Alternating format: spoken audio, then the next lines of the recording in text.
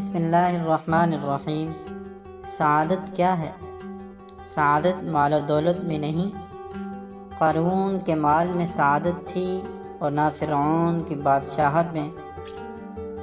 سعادت تو صحابہ کرام رضوان اللہ علیہم اجمعین اور تابعین رحمہ اللہ کے پاس تھی، کیونکہ انہوں نے دنیا پر نظر نہیں رکھی بلکہ صرف دین کی خدمت میں مصروف رہے۔ سعادت کوئی جانور نہیں جسے خرید لیا جائے، نہ کوئی چیک ہے جسے بینک سے حاصل کر لیا جائے، اور نہ کوئی خوشبودار پھول ہے، بلکہ سعادت خود دین و ایمان سے نکلتی ہے۔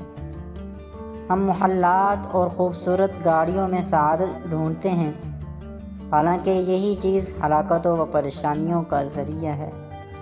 حضور اقدس صلی اللہ علیہ وآلہ وسلم کو دیکھیے کہ انہوں نے کس طرح فکر میں زندگی گزاری ہے، اس کے باوجود ایسی سعادت میں رہے جس کا علم صرف اللہ تعالیٰ کو ہے۔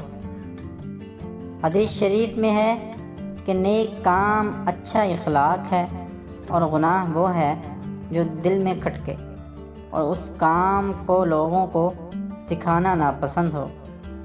حضرت سعد بن ابن وقاص رضی اللہ تعالی عنہ شہر سے نکل کر صحرا میں مقیم ہو گئے اور اپنے اہل و عیال اور بکریوں کو ساتھ لے گئے۔ دنیاوی مصائب و تشویش سے خلود نشینی اختیار کر لی۔ ایک دن دور سے کوئی مسافر آتا ہوا دکھائی دیا۔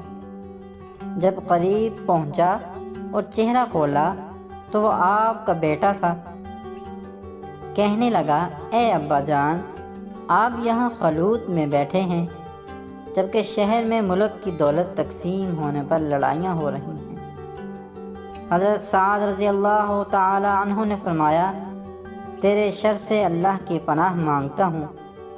میں نے حضور اقدس صلی اللہ علیہ وآلہ وسلم سے سنا کہ اللہ تعالیٰ اس بندے کو پسند کرتے ہیں جو گمنام، غنی اور متقی ہو۔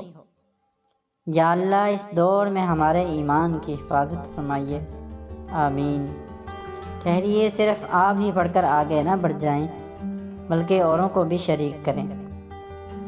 یہ صدقہ جاریہ ہوگا، اس میں آپ کا بمشکل ایک لمحہ صرف ہوگا، لیکن ہو سکتا ہے اس ایک لمحے کی اٹھائی ہوئی تکلیف سے آپ کی شیئر کردہ تحریر ہزاروں لوگوں کے لیے سبق آموز ثابت ہو۔ جزاک اللہ خیرا کثیرا۔ ویڈیو اچھی لگے تو پلیز ویڈیو کو لائک کریں۔ چینل پر نیو ہیں تو ایسی ویڈیو سننے کے لیے سننے کے لیے ہمارے چینل کو سبسکرائب کریں اور ساتھ میں بیل آئیکن کے بٹن کو ضرور دبائیں تاکہ ہر نیو آنے والی ویڈیو کا آپ کو نوٹیفیکیشن مل سکے۔ تب تک کے لیے اجازت دیں، اپنا بہت سارا خیال رکھیے گا۔ اللہ حافظ۔